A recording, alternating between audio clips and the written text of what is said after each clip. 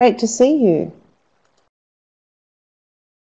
Hi everyone, and welcome to Adobe Apps for Education Live.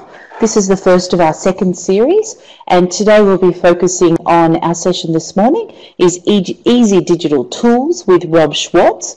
Rob is an edutainer. No, I think he's changed his schools in Florida. And Rob is an amazing Illustrator user and support for young creative people everywhere. So I'm going to hand over to Rob. At the end of the session, I'll touch base with you again and we'll share some questions. Now, Rob, are you there? I am. Can you guys hear me? Excellent. So if you want to share your screen while I'm just telling people, if you have any questions for Rob, please pop them in here in the bottom left-hand pod. People questions for Rob in here, and we'll answer them at the end of the session. It kind of helps us to keep the flow, and I'm going to pop some of the important links up in the top session links for you. Now this session is being recorded, so we'll make sure that we get, you'll be sent an email in about 24 hours with a link to the recording, which will actually be just back on the registrations page. We've got a bit of a new system happening this year. So I'm going to sit back, I'm going to mute myself and hand over to Rob. You there, Rob? I am. You guys got me loud and clear? Yeah, maybe just a little bit louder might be great. Okay, I'm not exactly sure how to do that. So, but I will try and speak louder, and that might make everybody happy on the inside, which is all that really matters. So just wanted to introduce you guys, and also for those of you that are joining us and you know Illustrator, I want to kind of tell you where we're going today, what my goal is for this session, because for those of you that are advanced users, this may be like way under what you need. And my goal is to really help people who don't know Illustrator get comfortable with the tool. And people feel intimidated by Illustrator because of the pen tool. And my goal today is to show you how to get students in particular motivated into using Illustrator by let them have some early success with the tool. And all of these lessons that I have up on the EdExchange, oh, wait a minute, gotta go into resources. But a lot of the lessons here that say Illustrator, the ones that I'm gonna recommend if you don't know Illustrator at all, or you've got students, send them through these first four: intro, robot, trendy, and spooky. It's a really great way to get kids going and have them kind of moving forward and understanding the tools. So I see a sound problem. If that's universal, pop in and let me know, and we can try something different. So the other thing that I want to show you is my website, Brain Buffet. That's where a lot of these videos are found. If some of the links don't work in the EdExchange, if you come over here to Brain Buffet, just click on this tutorials page. Well, Windows 8 sometimes drives me nuts. Still getting used to it. But this tutorials page will give you all of the basics. So there you see basics, robot, trendy, and spooky. And these are where I get the kids going. So my real goal today is not to teach you to be an Illustrator expert or even teach you particular skills, but I want to talk about some concepts. The way that I think is very much to be a big picture thinker and a conceptual thinker. And, you know, I'm terrible at algebra, and I feel like what happened was that there was some concept early on that I just never grasped.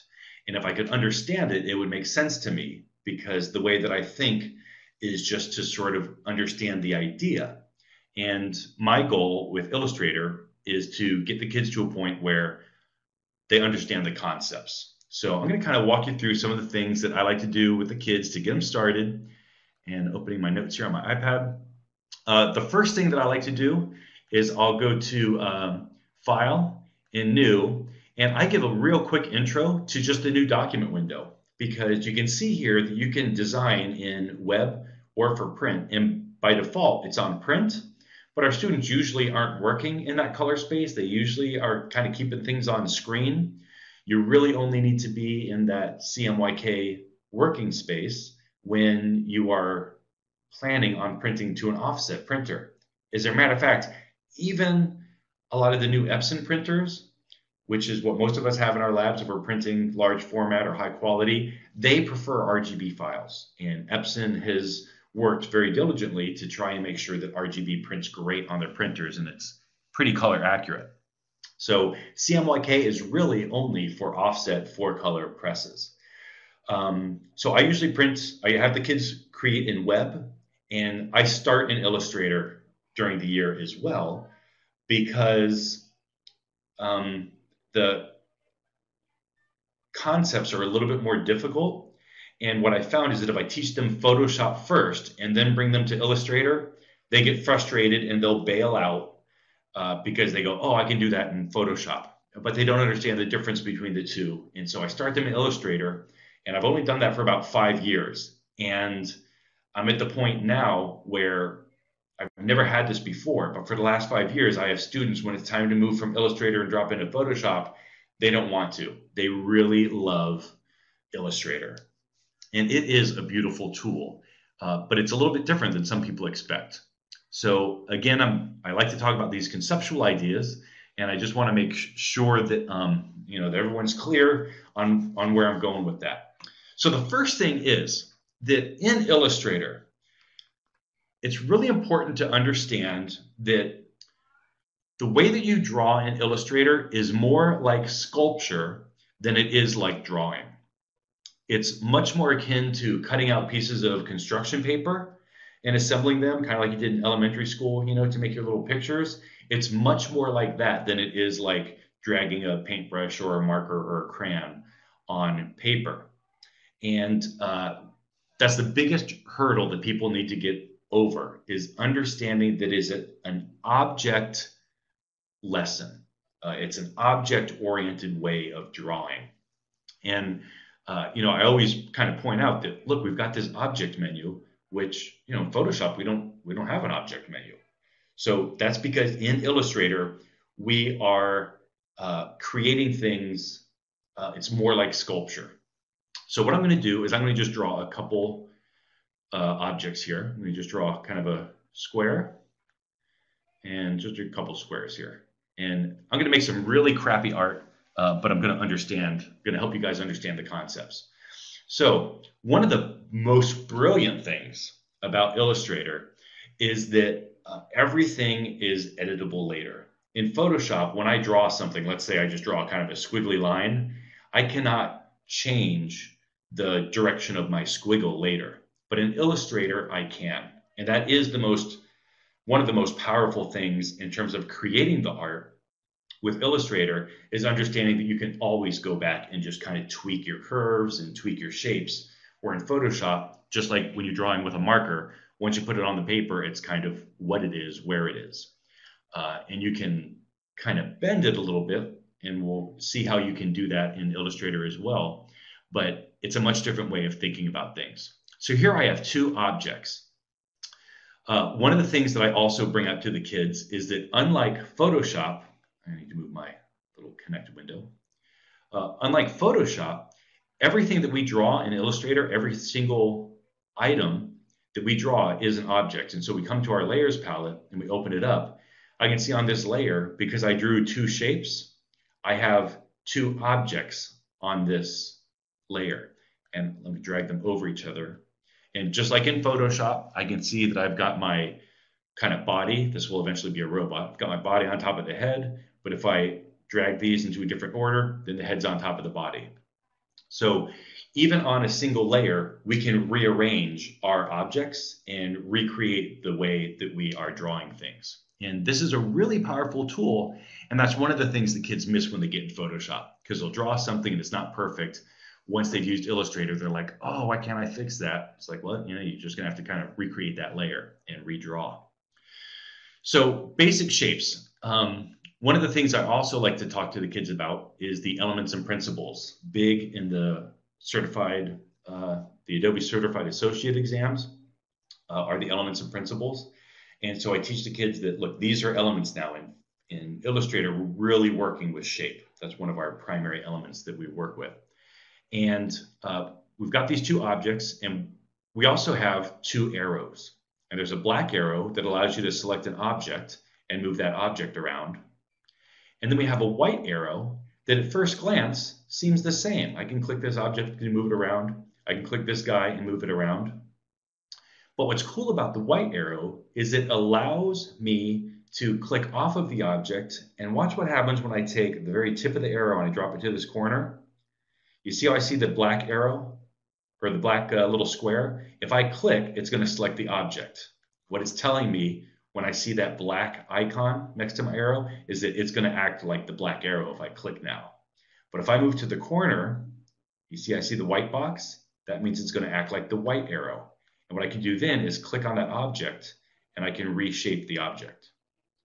So this is one of the main things that helps Illustrator be a useful tool, especially when you're working on logo designs and you're really focused more on shape than you are on sort of texture and overall feel. So we've got these two objects and we can manipulate them. You can see that we can reshape them. Those are two major differences from Photoshop that make people a little bit confused. But one of the things that is also really important to understand, and I'm starting to believe that this is one of the most important things that I probably don't even have a good enough grasp of how important and powerful this is. And this is the idea of appearance. Because in Illustrator, what you see is not necessarily what you got. In Photoshop, what you see is what you got. But in Illustrator, what you see is not necessarily what you got. And I'm going to illustrate that, pardon the pun, really quick by playing around with the way that this object looks. So the first thing I want to do is, if I look at this shape, and I'll even draw a little, I'm going to draw just a simple little shape in here that's going to be sort of a robot neck. And I will right click on that object and do arrange, send to back. And I'm going to flip the colors just so it's sort of filled in with black. Okay, so you can see that this is a robot body, a head, and a neck. And I'll just grab those objects and move them down a little bit. Now, what I want to do is, if I look at this, I can say, this looks pretty terrible. It looks very sort of childish, very beginner, looks very computer animated. But with a couple real simple steps, we can make this begin to look much more hand-drawn. So the first thing I'm going to do is I'm going to click on the head, and I'm going to go to Effect, and choose Distort and Transform, and Roughen. And this is one of my favorite tools in Illustrator, because what it does is it takes away that computer perfect edge. You know, one of the things that's important for kids to understand is that perfect isn't always beautiful. Imperfect is beautiful. Imperfect has feeling. If I was drawing a schematic of something, then perfect is really great. But when I'm creating art, imperfections create a really interesting way to look at something, and it has a lot more feeling. Computer drawings, technical drawings are very cold. They're intentionally very cold because it's supposed to be just the facts. With Illustrator, we start to understand the difference between beautiful and accurate, because oftentimes, just like in a poem or expressing love to somebody, the inaccuracy allows some creativity to come through, and that's where it gets more beautiful. So I'm going to just click on Roughen here, and this is a common setting that I use all the time. You can see right now it's at 5 and 10. I'm going to put on a preview, and look at how crazy and bumpy that is. So what I want to do is I'm going to drop this down, and I just want the smallest bit of imperfection, because I don't want it to be crazy. I don't want it to be something other than what I've drawn. I want it to be what I drew with just a little bit of beauty. So here I am. I put this at 1 and 1, and this is a setting that I use constantly working on my art. So I'm going to click OK here and move off of my piece. Now look at the head of that robot.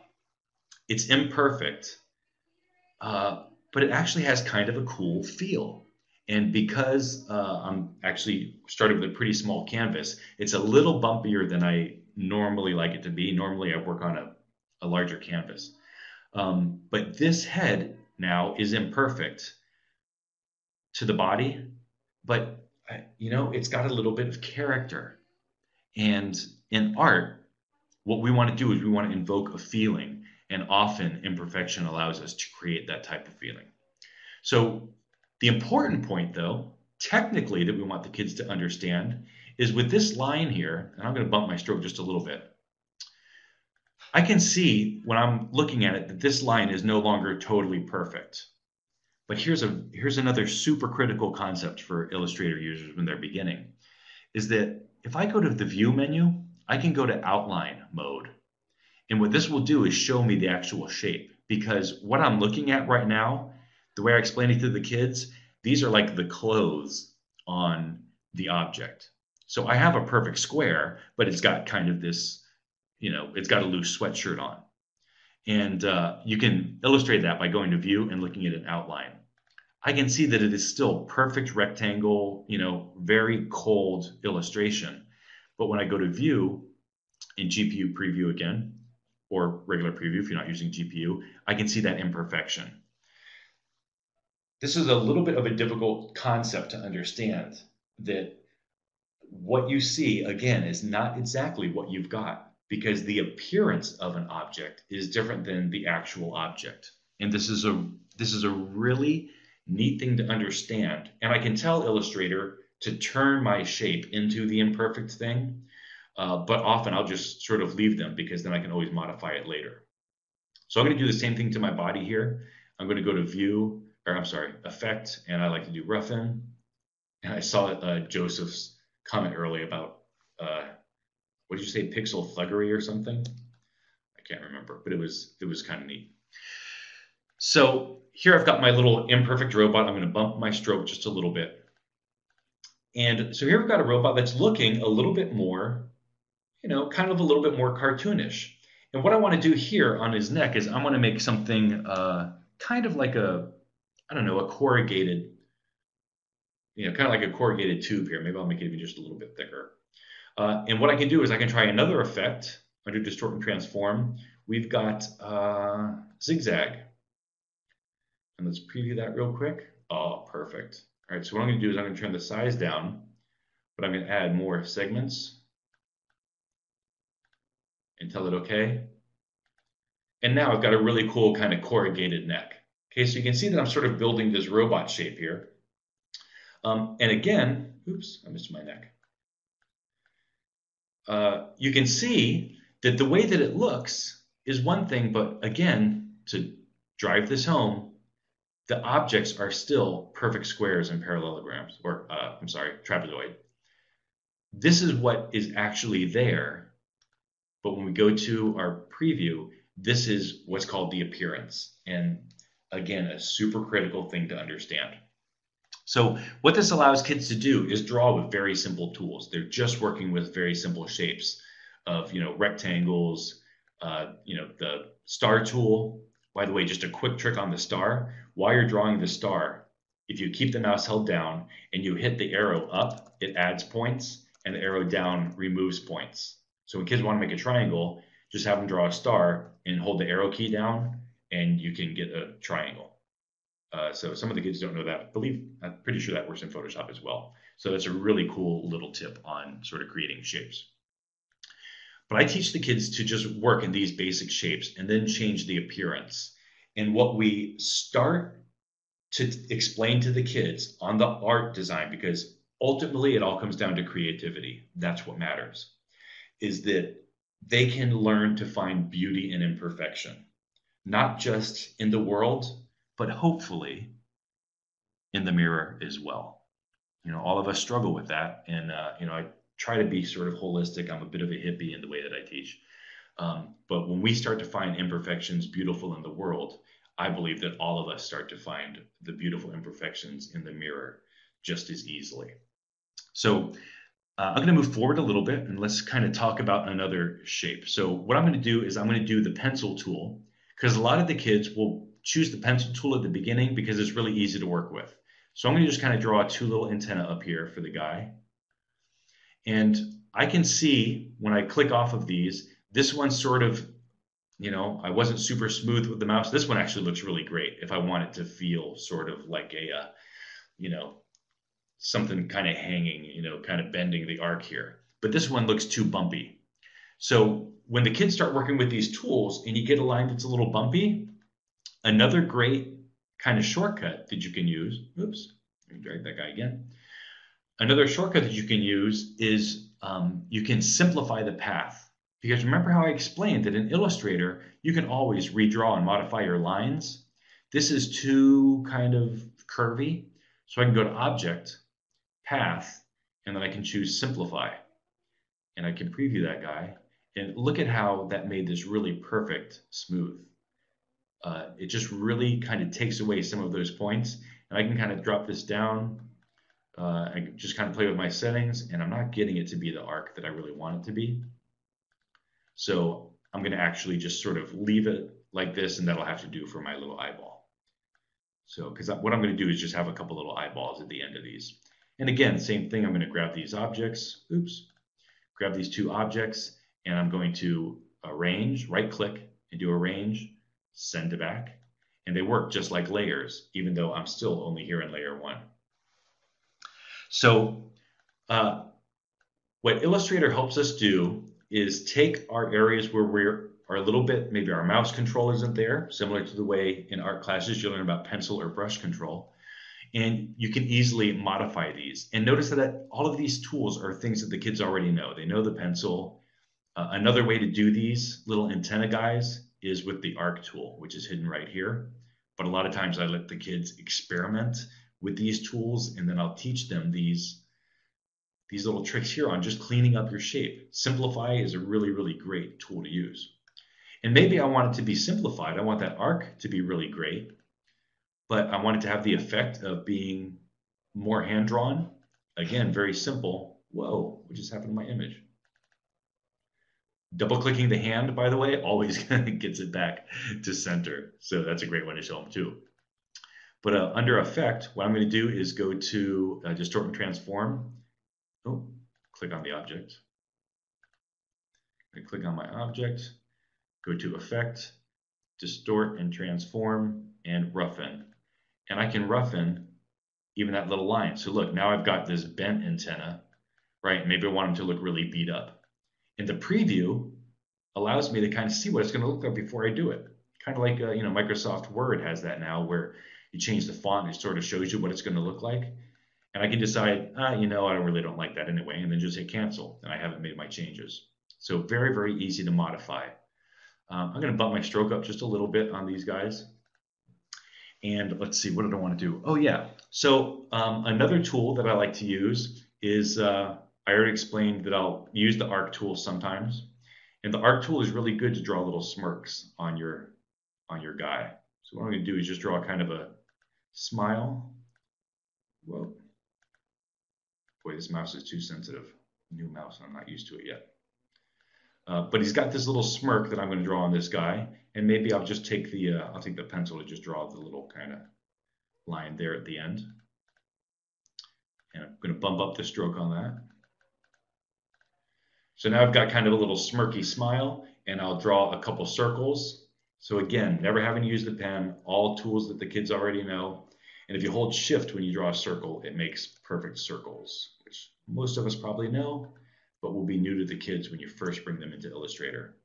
And I'm also going to change my fill to white on those so I don't see that background. So now I've got these two googly eyes, and I'll draw another, I'll just draw another quick little ellipse and flip my colors to make it black. So I'll draw a little pupil there. Whoa. I'm going to do no stroke. I'll just draw a little pupil here, and I'll make him kind of goofy looking. So I've got my little crazy robot looking different ways, and he's he's kind of got the basics. But at this point, I've got an object that doesn't look horrible. It doesn't look good, but it doesn't look horrible. But I've taught the kids using tools that they already are going to know how to use. And I'm just going to kind of push this up a little bit. And we can look at this and go, yeah, it doesn't really look that great, but it looks a lot better than if they would have done it in Microsoft, in a Microsoft tool, or without knowing these little tricks. It looks too perfect and too computery. And when we change our appearance, we make things look really cool. So what I'm going to do is shrink this guy down a little bit because now I want to make some legs for the dude. And I'm going to draw just a quick rectangle, and I just want a black box. So I'm going to flip these colors here, and I want to explain another tool that's again somewhat. Some people think that it's sort of an advanced tool, but I teach a lot of this stuff way in the beginning because when they understand these concepts, it helps them down the road. Wow, 1 minute warning. How did that happen? We'll post my backup video too because I think I got a little farther in there. So another really great tool to teach the kids about in the beginning to help them turn simple shapes into more complex objects is I'm going to go to Object and do an envelope distort and make it with a warp. And what I want to do is just warp my object here so I can take a rectangle and make, kind of like a, make it sort of like a, kind of like, he's going to be like a robot cowboy. He's going to be bow-legged. He's been riding too many robotic horses or bulls or something. And I'll right-click, click on that object, right-click, arrange, send it back. And then another trick that I show the kids early on is to hold the Alt key with the black arrow, and that can easily duplicate an object. And then we just kind of rotate it around. And so now I've got kind of bow-legged legs on my robot, and he's starting to look pretty groovy. But the last thing I want to do is explain how do I take this object, because this is the last important concept. The last important concept to understand is expanding objects and expanding the appearance. Because right now, as I mentioned, this is not really a kind of goofy trapezoid. This is not really an arced curve. This is still a rectangle that's in an envelope. And the way to think about this, by the way, is silly putty or a balloon. When you print on a balloon, you can take that balloon and kind of stretch and twist it like silly putty. That's what an envelope distort does, is it lets you put it on silly putty and then bend the silly putty. But to make this into the actual shape, you do Object, Expand, and you just expand that object and tell it OK. And now that is the actual shape of the object. All right, so I think I'm out of time. I want to show one other super quick tool that's only going to take a second, just because it's super powerful and easy. When you're doing logo design, a great tool to use is the new tool called the Pathfinder. So what I'm going to do is just I'm going to put the letter R for my name, and just to show how this can create really great logos really easily. I'm going to put this R here, and I'm going to right click and again create outlines. That breaks it out of the envelope into the real thing, and just put that over my circle and then highlight both. And this is another new tool, this shape builder tool. I'm going to click on that tool, and when I hold the Alt, do you see the plus turns to the minus? I can click here and drag over those two objects, and it will basically turn that object into a cookie cutter. When you're working with kids when they're first beginning, a really great way to start teaching negative space by cutting holes into other objects with other shapes. And it's kind of like making a cookie cutter. So I know I'm out of time, but there's a lot of info on Brain Buffet and a lot more kind of walking through. And I'm also soon recording some new ones using some of the newer tools that didn't exist back in the day. Because as far as I'm concerned, this almost completely replaces the Pathfinder tool, which is how the old ones worked. So anyway, the goal here was just to introduce it really quick and make sure that you guys understood ways to introduce it to your kids so that they have success really fast and they don't feel that frustration where they want to give up, but they have a little bit of success early in the beginning, and then they can rock on and dig a little deeper. Awesome. Thank you so much, Rob. That's a fantastic beginner session. And I really love what you've done there, so thank you very much. All this session is being recorded for you, so the recording will be available back on the page. It was the registration page. You'll see that the video will be embedded into that page, and the link to the resources will be there, so you can go make your cool robot guy as well. We will have an afternoon session which is a little bit more advanced, and that's using the pen tool. So draw like a champ with the Illustrator pen tool, and Rob will be leading that for us again. So can I please ask you all to choose the evaluation boxes that are appropriate for you. And can I also just let you know that this series is all available now on the, where's my link gone? Oh, I know where it is here. The Adobe Education Exchange has a new professional development live events page, and all the sessions that we're doing are available on that page, and all past sessions will also be available in a special tab on that page. So if ever you miss something because you can't get there, please just pop onto that page and you'll be able to see. Thank you very much, Rob. I know 25 minutes is really, really quick, and I do appreciate you squishing that into there. We did have a couple of questions for you just to finish off. What is the difference between the pen tool in Photoshop and the pen tool in Illustrator? And that's from Russ. Okay, so the way that they work is actually very, very similar in both of them. But in Illustrator, in Photoshop rather, you need to choose how that pen is actually going to draw. Are you using that path to create a mask? Are you going to create an object that you then need to fill, or a shape rather? The way that the tool actually operates is exactly the same. It draws Bezier curves. But the way that once you draw the shape, the way that you use it in Photoshop is much different than Illustrator. Even when you create a shape with it, it just kind of operates a little bit differently, because again, it basically draws a drawing of that shape on a layer that you sort of need to do the same thing we did here with expanding by rasterizing that shape. Thank you. And there is one more question there.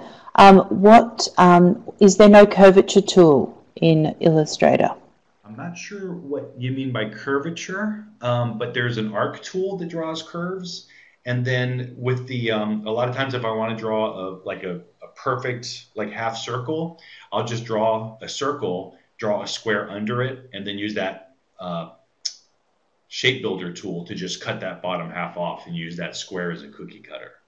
So that's a great way to kind of get a little bit more complex shapes that aren't naturally drawn. Fantastic. Thank you very much. I just popped the link for this afternoon's session into the links pod. If anyone hasn't registered yet, please come and join Rob as he shares with you how to use the pen. That's it for today, everyone. So thank you very, very much for joining us. It's been lovely having you for the first in our series, and we'll see you this afternoon for learning how to use a pen tool. And then next week, we'll be heading into using Lightroom for great photography for our for creating yearbook photos using Lightroom with the wonderful Mr. Tim Plummer. So we'll see you all this afternoon. I hope you have a great day. And if you miss this afternoon, you'll be sent a link with the recordings. So we'll see you then. Bye, everyone. Have a great day. Stay there, Rob.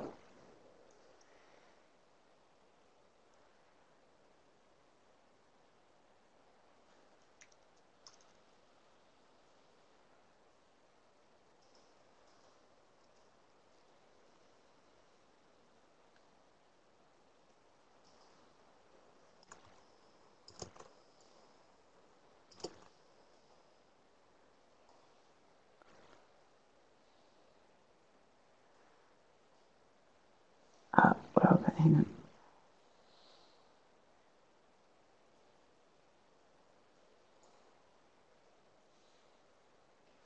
on. Okay, Rob. There are the, oh, hang on.